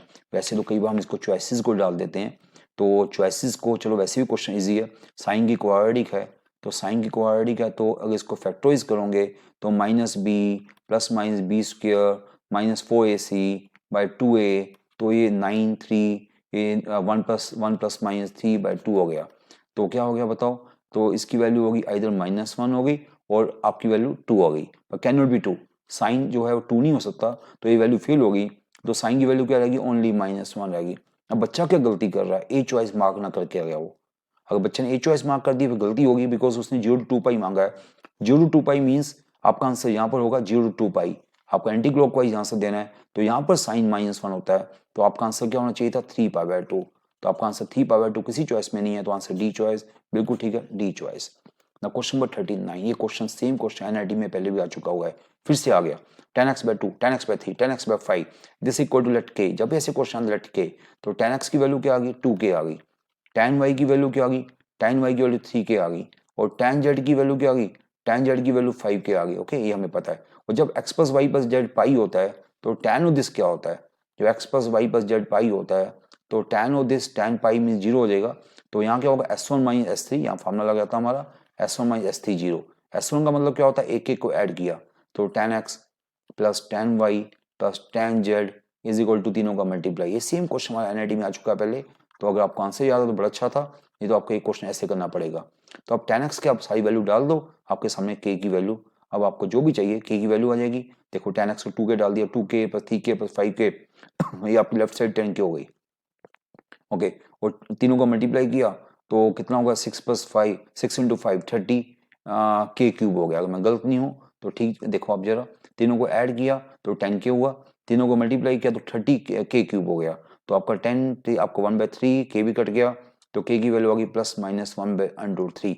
ये के की, या के स्क्वायर निकालो, एक के निकालो, चलो ठीक है, तो के स्क्वायर निकालोगे तो ज़्यादा अच्छा है, बिकॉज के स्क्वायर में सीधा ही आ रहा है, तो के स्क्वायर की वैल्यू क्या आ गई 1/3। ओके क्यों मैंने के स्क्वायर बोला, बिकॉज tan स्क्वायर एक्स क्या है, tan स्क्वायर एक्स अपने यहाँ पुट करना है, tan स्क्वायर एक्स क्या 4k स्क्वायर, ये क्या tan स्क्वायर वाई क्या 9k square, tan square Z क्या 25k स्क्वायर, तो कितना k स्क्वायर हो गया 25 प्लस 9 34 34 प्लस 4 38, तो 38k स्क्वायर, पर k स्क्वायर क्या था 1/3 था, तो k square 1/3 means this is answer, very simple answer A choice. Okay करने में टाइम ले रहा हूँ बस थोड़ा सा मैं। अब देखो ये 40 क्वेश्चन जिसने मेरी क्लासेस लगाई हैं उनको मैं शॉर्टकट दे चुका हूँ। जब भी साइन के मल्टीपल आए, कभी कॉस के मल्टीपल आए, कोई वैल्यू अगर चॉइसेस में सारी वैल्यू ऐसी है 1/8 1/2 1/4, तो बिना पेन चलाए इसका आंसर ए चॉइस 1/8। जितनी वैल्यूज होंगी उतनी 1/2 की पावर कर दो, ये मैंने शॉर्टकट दिया हुआ बच्चों को, तो इसका आंसर 1/8। अदरवाइज करना चाहते हो तो आपको पता ही है कि यहाँ से 2 से मल्टीप्लाई करोगे, CD फार्मूला लगाओगे जो आएगा अगेन CD फार्मूला लगाओगे, 2 बार आपको CD फार्मूला लगेगा। पर 2 से मल्टीप्लाई किया, 2 sin A sin B का फार्मूला लगाया, cos A minus B minus cos A plus B, उसके बाद फिर जो आएगा फिर अगेन अपने फॉर्मेट फिर अपने फार्मूला लगाया, तो आपके CD फार्मूले 2-3 बार लगेंगे, मीन्स कि 2 स्टेप में 3 बार लगेंगे, तो आपका आंसर 1/8 तो आएगा। पर मैंने तो सीधा ही बोल दिया वो 1/8, बिकॉज मुझे पता है तीनों साइन मल्टीप्लाई हो रहे हैं, 3 है और कोई वैल्यू पता, मैंने आपको क्लास में शॉर्टकट दिया हुआ इसका, तो इसका आंसर 1/2 की पावर n आएगा, जितने एंगल्स है उतना 2 की पावर, तो 1/2 की पावर 3, आंसर डायरेक्टली 1/8 बिना पेन चलाए। सिमिलरली 40 नहीं, अभी नहीं, 41 क्वेश्चन क्या है, ये क्वेश्चन मुश्किल लग रहा था, बहुत नहीं आसान था। cos x is tan y, तो आपको पता है कि cot y tan z है, तो tan y क्या होगा, tan y, और tan y क्या होगा फिर, tan y होगा cot z, tan y क्या होगा cot z, पर cot z आगे क्या tan x है, तो इसका मतलब कि cos x tan y, cos x क्या हो गया फिर, cos x equal to tan y है, वो cot z है, वो tan x है, it means cos x equal to क्या हो गया, cos x equal to tan x हो गया। देखा, छोटी छोटी बातें होती है, बच्चों वाली बातें होती हैं। तो cos x क्या हो गया, इक्वल टू tan x हो गया, साइन बाय cos करोगे तो cos square equal to sin x हो गया। ओके, अब इसको cos स्क्वायर को 1 माइनस sin स्क्वायर कर दोगे, तो cos स्क्वायर को 1 माइनस sin स्क्वायर करोगे, आपकी क्वाड्रेटिक बन जाएगी। ओके, ये आपकी क्वाड्रेटिक बन गई। देखा, साइन की क्वाड्रेटिक है तो ये शायद आपको पता होगा, तो -1 plus minus B square minus 4ac/2a। अब इसका आगे पेन चलाने की जरूरत तो नहीं है, मैं चला रहा हूँ पेन, तो आपको वैसे आपको दिखाने के लिए पेन चला रहा हूँ। दिस आ गया, तो 2 इंटू, अगर आपने नेगेटिव वैल्यू को इग्नोर कर देंगे बिकॉज वैल्यू -1 से छोटी होगी, तो ओनली पॉजिटिव वैल्यू रहेगी, ये रह गया, तो 2 इंटू साइन, ये कह सकते हो कि आपका आंसर ये हमारे पास आ गया, सीधा ही आ गया, उसने कुछ कहा भी नहीं, उसने सीधा ही -1 आपका आंसर, इसको करने की जरूरत नहीं आपको, सीधा आपका आंसर आ गया प्लस वाला √5 - 1/2, तो कौन सा वो आपका है √5 - 1/2 means A choice. Okay, again this is right. Now question number 42, question number 42 भी स्कूल टाइम का क्वेश्चन है, इसको खोल दोगे आप, तो tan 45 1 + tan θ/2 1 + tan θ/2 by 1 - tan θ/2, ये पहला स्टेप हो जाएगा। फिर इसको rationalise mean multiply divide with this, तो 1 + tan θ/2 से मल्टीप्लाई करोगे, उसे डिवाइड करोगे, तो बड़ा सिंपल सा क्वेश्चन बनेगा। तो अब नीचे 1 - tan स्क्वायर 1 - tan स्क्वायर नीचे आ जाएगा, तो ये देखो 1 - tan स्क्वायर θ/2, तो ये बड़ा सिंपल सा हमारे पास आ जाएगा। ओके, तो ऊपर भी आप खोलोगे तो 1 + tan, आप इसको कर सकते हो अपने आप, ये किसी की आपको जरूरत नहीं है, ये बड़ा स्कूल टाइम का क्वेश्चन हो गया। जब 9th क्लास में थे ऐसे क्वेश्चन बड़े करते थे, तो हमारे पास क्या आ गया, आप ऊपर देख सकते हो, ये सेकंड स्क्वायर बन जाएगा, ये सेकंड स्क्वायर बन जाएगा, और नीचे क्या बनेगा, नीचे cos स्क्वायर माइनस, आप देख सकते हो 1 - tan स्क्वायर θ/2, और ये हमारे पास इसको अगर आपको चॉइस में फुल एंगल चाहिए, अगर चॉइस में फुल एंगल चाहिए तो आप इसको क्या करोगे, sine square by cos square by ऊपर चलेगा, cos square minus sine square जो है वो cos थीटा का फॉर्मूला बन जाएगा, नीचे cos थीटा का फॉर्मूला बन जाएगा, या इसको आप अलग भी कर सकते हो, वो आपकी विषय। अगर इसको अलग कर दोगे तो ये डेट बाय डेट और डेट बाय डेट कर लो, वो ज़्यादा अच्छा है। आपको मैं शॉर्टकट दे रहा हूँ, तो आप सीधा ऐसा करो, ज़्यादा अच्छा है। देखो, ये देखो, इस दिस बाय दिस किया और डेट डेट किया ऐसे। ओके, तो देखो कितना इजी आपके सामने हम चीज करके लेके आ रहे हैं, अदरवाइज मुश्किल हो जाता है। ये देखो, बताओ क्या है, 1 - tan square by 1 + tan square, किसका फॉर्मूला, 1/cos थीटा का फॉर्मूला है, cos थीटा का फॉर्मूला ट्वाइस फॉर्मूले, ये नीचे नीचे cos theta, because 1 - tan square by 1 + tan square, cos twice theta होता है, आपको याद होगा, ये नीचे cos थीटा, ये किसका फॉर्मूला है, 2 tan θ/2 बाय दिस, ये किसका फॉर्मूला है, ये फॉर्मूला है tan थीटा का, ये फॉर्मूला किसका, tan थीटा का, तो 1/cos theta plus tan theta means आपका आंसर आ गया second theta plus tan theta. Very very simple, second theta plus tan theta कौन सा हो गया, मैं देख रहा हूँ डी आपका आ गया, second theta plus tan theta means की बी चॉइस, तो बी चॉइस आपका आंसर है अगेन राइट। तो सारे क्वेश्चन ठीक जा रहे हैं, कोई गलत हो ही नहीं रहा। अब देखोगे ये साइन अगेन 3 एंगल है, मल्टीप्लाई है, और चॉइस 1/8 1/4 1/2 है, तो अगेन आंसर डी चॉइस। तो बिना पेन चलाए मैं बोल देता हूँ 1/2 की बार 3, answer D choice. Now question number 44 again मुझे स्कूल की याद दिला रहा है, बिल्कुल स्कूल वाले बच्चों का क्वेश्चन है, और ज़्यादा अपने इशू में नहीं जाना तो यहाँ पे एंगल भी डाल सकते हो, अदरवाइज बिल्कुल मैंने बोला ना, बिल्कुल जो मैंने अभी पीछे क्वेश्चन के वैसे क्वेश्चन है। आप इसको कोड को 1/10 करके, पहले आप कोड को 1/10 करके, बिकॉज एलसीएम इजी हो जाएगा, आगे आपकी विश है, आप कोड को 1/10 करोगे तो दोनों का एलसीएम सेम आ जाएगा, तो जैसे आपको अच्छा लगे वैसे कर सकते हैं। मैंने कोड को 1/10 कर लिया, तो ये क्या बन गया, tan स्क्वायर ए और tan a - 1 बन गया। आप स्टेप को ना, मैं तो आपको दिखा रहा हूँ स्टेप करके, अदरवाइज कुछ स्टेप ऐसे होते हैं जो आपको माइंड में करने होते हैं, पेपर पे नहीं करने होते, वो तो मैं इसलिए दिखा रहा हूँ कि किसी बच्चे को मुश्किल ना आए, वैसे तो अब रिवीजन टाइम फाइनल टाइम चल रहा है, मुश्किल तो अब क्या, अब हम आपको क्या बताएंगे। तो ये आपका एलसीएम आ जाएगा 1 माइनस टेन है, और ये माइनस ऊपर शिफ्ट होगा तो minus ten square A plus cot A. Okay, तो ये आपको नीचे इसको एलसीएम लेके इसको आपको सेट करना होगा, इसको भी शायद रैशनलाइज करोगे आप, multiply divide with 1 plus ten A. Question easy हो जाएगा, क्वेश्चन में कोई प्रॉब्लम नहीं, क्वेश्चन काफी इजी क्वेश्चन है। ठीक है, तो इसका आंसर क्या आ जाएगा 44 का बी चॉइस। बड़ा इजी क्वेश्चन है, इसको जस्ट आपने आगे कैलकुलेशन करनी है सिंपल सी, तो इसका आंसर बी चॉइस आ जाएगा। अदरवाइज अगर आपको लगता है कि आपने कैलकुलेशन नहीं करना चाहते तो आप एंगल को कोई अपनी मर्जी से पुट कर सकते हो।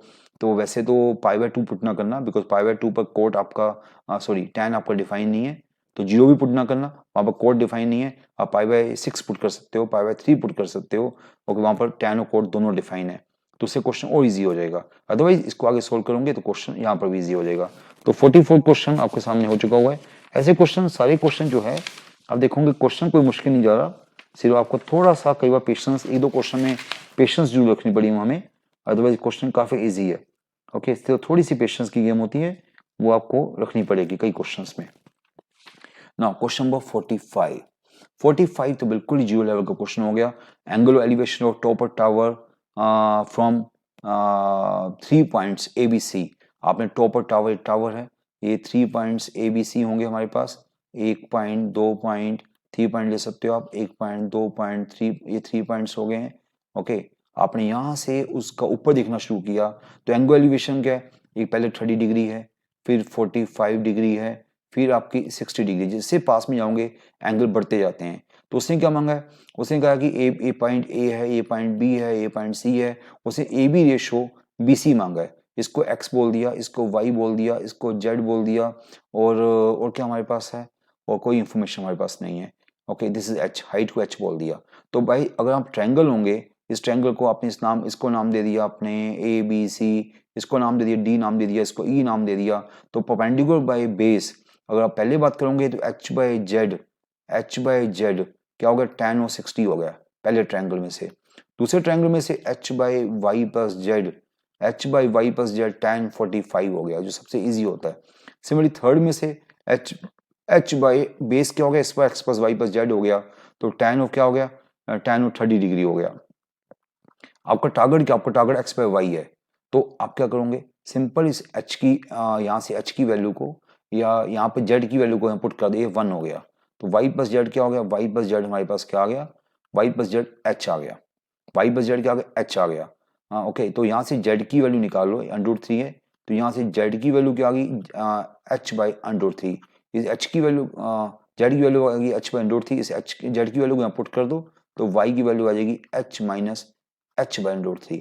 तो ऐसे आपके पास वाई की वैल्यू आ गई, वाई को वैल्यू को पुट कर दिया आपने, Y plus Z, sorry Y plus Z यहाँ पर क्या एच है, इस वाई प्लस जेड को सीधा ही यहाँ पुट कर दिया एच।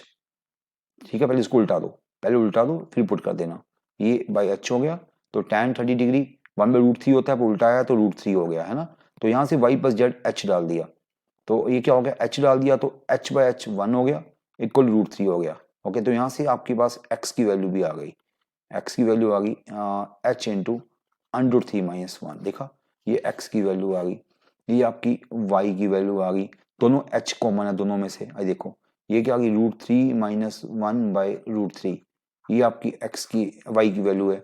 हमें चाहिए कि हमें एक्स बाई वाई चाहिए, हमें क्या चाहिए, हमें एक्स बाई वाई चाहिए। देखो आपके सामने इन दोनों को डिवाइड करोगे एक्स बाई वाई, आप देख सकते हो ना, एच बाई, इसको डैड बाई डैड किया, एच भी कट गया, वो भी कट गया, तो एच बाई क्या रहेगा हमारे पास, तो हमारे पास आ गया, दोनों को डिवाइड किया, तो आप डिवाइड करके देखो तो क्या आएगा हमारे पास, दोनों को डिवाइड किया तो h√3 दोनों कट गया, तो 1/√3 आ रहा है, 1/√3, हाँ वही आपका आ रहा है, ठीक कह रहे हो, ठीक कह रहे हैं।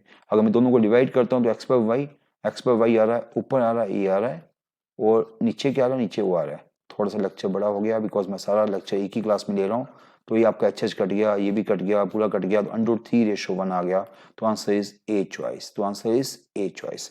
तो नॉन स्टॉप मैं क्लास ले रहा हूँ बिकॉज मैं चाहता नहीं कि आपका टाइम वेस्ट हो, नॉन स्टॉप क्लास ले रहा हूँ मैं। अगेन ये क्वेश्चन आपका बड़ा पुराना क्वेश्चन है, वाई स्क्वायर एक्स क्या होता है, पैराबोला। कौन सा पैराबोला होता है, दिस राइट पैराबोला। और ये क्या होता है, मोड एक्स क्या होता है, आपकी ऐसे लाइन आपको पता ही है, दिस इज मोड एक्स। तो एरिया बिटवीन दिस टू क्या होगा, ये वाला पार्ट, ये पार्ट होगा दोनों के बीच का एरिया, है ना, ये पार्ट होगा दोनों के बीच का एरिया। ये क्वेश्चन हम क्लासेस में कर चुके हैं। ओके, ये वाला पॉइंट कौन सा, इंटरसेक्शन पॉइंट। तो आप क्या करो, इंटरसेक्शन पॉइंट मीन्स ये पॉजिटिव एक्स, ये पॉजिटिव लाइन है y इक्वल टू एक्स, ये पॉजिटिव वाली लाइन है तो y इक्वल टू एक्स वहाँ डाल दिया मैंने। अगर y इक्वल टू एक्स वहाँ डाल दिया तो उससे इंटरसेक्शन पॉइंट आ जाएंगे x के इक्वल टू एक्स, तो इंटरसेक्शन पॉइंट क्या आ गए 0 एंड 1 आ गए, 0 एंड 1, तो नेचुरली ये पॉइंट 1 हो गया हमारा। ये पॉइंट क्या हो गया 1 हो गया, x को 1 डाला तो y भी 1 हो गया, मीन्स पॉइंट 1,1 हो गया। तो ये हमने ऐसा ट्रायंगल बना लिया। आपको पता है कि थोड़ा शेड्यूल पार्ट मैंने जहाँ क्लोज ले लिया, थोड़ा इसको मैं कर्व दे देता हूँ, तो ऐसा हो गया। तो पहले आप क्या करोगे, आपको ये शेड्यूल का एरिया चाहिए, तो पहले आप यहाँ से लेकर 0 से लेकर 1 तक पैराबोला का एरिया निकाल लो। 0 से लेकर 1 तक पैराबोला का एरिया निकालो, वो क्या होगा y अंडर एक्स dx। उसमें से आप इस ट्रायंगल का एरिया माइनस कर दो। ट्रायंगल का एरिया क्या, बेस 1 है, एल्टीट्यूड भी 1 है, तो ट्रायंगल का area half base into altitude, बस इतनी सिंपल सी बात होती है। एक्स की power 3/2 from 0 to 1 minus half, ये 1 माइनस 1/2, तो आपका आंसर क्या आ गया, दिस इज सॉरी, ये आपका बाई 3/2 भी होगा ना इंटीग्रेशन में, बाई 3/2, तो ये 2/3 हो गया, 2/3 माइनस 1/2, तो आपका एलसीएम 6 आ गया, तो 3 2 4 हो गया, और 2 3 ये आ गया, आपका आंसर आ गया 1/6। देखें जरा, है 1/6 चॉइस में, यस वो है answer C choice. Again simple question. Now question number 47, test the continuity of the function at x equal to, तो 2 पर वैल्यू 1 है, 2 पर लेफ्ट लिमिट ए है, 2 पर राइट लिमिट ए है, तो कौन सा स्कूल का बच्चा इसको नहीं कर सकता। तो 2 पर लेफ्ट लिमिट क्या बताओ, 2 पर लेफ्ट लिमिट है 5/2 माइनस 2, कितनी है, ये 1/2 है। 2 पर राइट लिमिट क्या है, वो तो 1/2 है। 2 पर राइट लिमिट निकालें हम, वो भी 2 माइनस 3/2, वो भी 1/2 है, और 2 पर वैल्यू क्या है 1 है, तो इसका मतलब कि क्या हो गया, this function discontinuous because limit is not equal to value. जो आपकी वैल्यू है वो क्या 1 है, और लिमिट आपकी 1/2 हो गई, और वैल्यू 1 है, तो limit is not equal to value, तो दिस कंटिन्यूअस एट 2, तो आंसर इज बी चॉइस। ना क्वेश्चन नंबर 48 थी, ये भी क्वेश्चन हमारी असाइनमेंट का क्वेश्चन है, थोड़ा सा बड़ा क्वेश्चन है पर अच्छा क्वेश्चन है। 2 tan इनवर्स, पहले कोसिगन इनवर्स को आप tan इनवर्स को पहले क्या चेंज करोगे, कोसिगन इनवर्स में चेंज करोगे। tan इनवर्स को पहले कोसिगन इनवर्स में चेंज करोगे। tan इनवर्स क्या होता है, परपेंडिकुलर बाय बेस। इसका हाइपोटेन्यूज क्या हो गया, √1/x²। इसको कोसिगन में चेंज करोगे, कोसिगन इनवर्स में चेंज करोगे, कोसिगन इनवर्स क्या होगा, hypotenuse by perpendicular, hypotenuse by perpendicular, ये आपका कोसिगन इनवर्स बन जाएगा।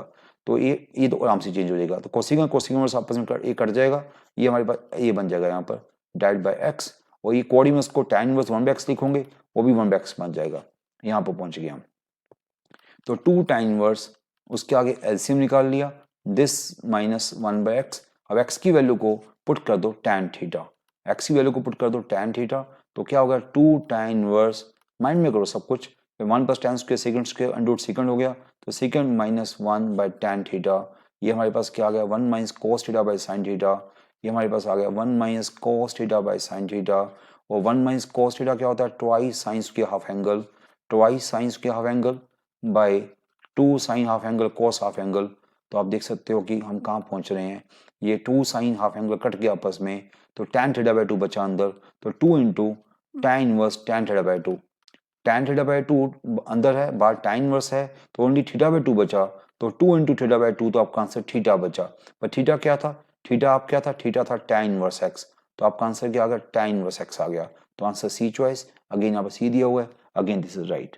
नाउ क्वेश्चन नंबर 49, 49 मुझे अच्छा लगा बिकॉज बच्चा क्या करता है कि यहाँ पहुंचने में टाइम बड़ा वेस्ट करता है। पर 3 sin x को क्या लिखा आपने, 3 इंटू 3 sin x को लिखा 3 into 2 tan x by 2 by 1 plus tan square x by 2, okay. और 4 cos x को क्या लिखा आपने, 1 minus tan square x by 2 by 1 plus tan square x by 2, बस छोटी छोटी बातें, बिल्कुल सिंपल सा। क्यों लिखा मैंने ऐसा, बिकॉज यहाँ राइट, यहाँ जो क्वेश्चन है वहाँ पर tan का हाफ एंगल आ रहा है, तो यहाँ पर एलसीएम दोनों का सेम आ गया। ये क्या बना 6 tan x बाई 2, और वो क्या बना 4 माइनस 4 3, यस यस यस कोई इशू नहीं है, ठीक है। ये 4 माइनस क्या बन गया 4 minus 4 tan square x by 2, और जो एलसीएम होगा वो उधर जाके शिफ्ट हो गया, वो बन गया 5 + 5 tan स्क्वायर x बाई 2। अब आप थोड़ा सा देखोगे, आपको -9 tan स्क्वायर x बाई 2 चाहिए था, ये 5 tan स्क्वायर x बाई 2 है, ये -4 tan स्क्वायर x बाई 2 है, वो उधर शिफ्ट हो जाएगा, तो ये 6 tan x बाई 2 बिल्कुल ठीक आया, 6 tan x बाई 2 बिल्कुल ठीक आया। ये -4 + 5 है, -9 tan स्क्वायर x बाई 2 हो गया, ये 4 उधर गया, 5 माइनस 4 1 हो गया, तो आपका आंसर क्या रहेगा? 1 रह गया। Very simple. तो आंसर क्या होगा? 1 मीन्स का आंसर फर्स्ट चॉइस। देख रहे हो, ये क्वेश्चन भी हो गया। अभी तक एक क्वेश्चन भी गलत नहीं किया। अब ये बताओ, क्या ये क्वेश्चन पूछने की जरूरत थी किसी को? इतना सिंपल क्वेश्चन कोई पूछता है क्या? क्या A subset of B, A B का सबसेट है और बी सबसेट ऑफ सी, तो ए जब बी का सबसेट है, बी जब सी का सबसेट है, तो इनका यूनियन क्या होगा? इनका यूनियन किस स्कूल के बच्चे को नहीं पता, इसका यूनियन क्या होगा? सी होगा। तो सी इसका यूनियन होगा। तो पूछा इसकी कार्डिनलिटी ऑफ यूनियन क्या होगी? जो सी की cardinality mean number of elements, तो number of elements of union क्या होंगे? जो सी के एलिमेंट्स होंगे। तो answer is A choice. Very very simple. आपने देखा 50 के 50 क्वेश्चन मैंने डिस्कस कर लिए। थोड़ा सा मैंने ट्राई आज भी की है कि आपको साथ साथ में सिखा दूं। मैंने ऐसी ट्राई नहीं की कि बस जल्दी जल्दी ए बताया, बी बताया, सी बताया, कि मैंने ट्राई फिर भी किया कि आपको आज भी मैं बता दूं। थोड़ा लंबी क्लास जरूर होगी मेरी, पर मैंने बीच में कोई ब्रेक नहीं ली, सीधा आपको क्लास में आपको समझाता रह गया। तो आपने देखा कि एनआईटी का पेपर इतना सिंपल आ गया। और ये 50 के 50 क्वेश्चन मेरे ख्याल से, अगर मैं कहूँ कि कोई जेन्युइन बच्चा है तो 46 टू 48 क्वेश्चन तो आराम से कर सकता था। एक दो क्वेश्चन शायद थोड़े से थे। एक वो 2n वाला क्वेश्चन था, आई एन माइनस 1 वाला, वो थोड़ा सा एक कह सकते हो एक स्टेप ज़्यादा अच्छा क्वेश्चन था। वो किसी को याद था तो कर सकता था, नहीं तो टाइम वेस्ट होता। और एक क्वेश्चन जो शुरू शुरू मैंने कराया था कि जो लंबा सा चले गया था, तो वो क्वेश्चन थोड़ा सा वो भी लेंथी हो सकता था। तो वो एक दो क्वेश्चन को छोड़ के जो स्टैंडर्ड डेविएशन का क्वेश्चन था वो काफ़ी लेंथी हो जाता। और उस क्वेश्चन को छोड़ सकते थे हम, बिकॉज लेंथी हो रहा था। अदरवाइज तो आसान था, पर लेंथी था। तो 45 टू 46 एक एवरेज गुड बच्चा कर सकता है। तो ऐसे क्वेश्चन अगर आपने किए हैं तो एनएलटी का आपको देख ही रहो, इससे आसान पेपर कोई पूछ ही नहीं सकता। कभी इससे आसान आएगा आगे, तो हम आप इस पर डाउट्स में आ गए हैं कि नेक्स्ट ईयर बच्चों को हम आईआईटी एडवांस की तैयारी कराएं या ऐसी बेसिक तैयारी कराएं। बिकॉज ये तो लेवल 1 की तैयारी भी नहीं है, हम तो लेवल 3 कराते हैं, एडवांस शीट कराते हैं, और ब्रह्मस्त्र सीरीज मीन्स आईआईटी सीरीज कराते हैं। और उसके कंपैरिजन पे तो 0 लेवल की तैयारी थी। पर चलो कोई बात नहीं, सभी के लिए एक जैसी प्रिपरेशन होती है। तो ओके, चलो अब मेरा इतना हो चुका हुआ है। तो फिर मैं कहूँगा कि हमारा जो यूट्यूब चैनल है उसको आप सब्सक्राइब कर सकते हो। ऐसी चीज़ें हम वहाँ पर भी डालते रहेंगे। मैथ्स का मैंने डाल दिया है, इंग्लिश का डाल दिया, अब क्वांट और कंप्यूटर का भी आपके पास आ जाएगा। अपने आंसर को चेक करो, सोल्यूशन को चेक करो। और अब आगे तो कोई ज़्यादा पेपर रह नहीं गया, मैथ्स का पेपर रह गया। चलो वापस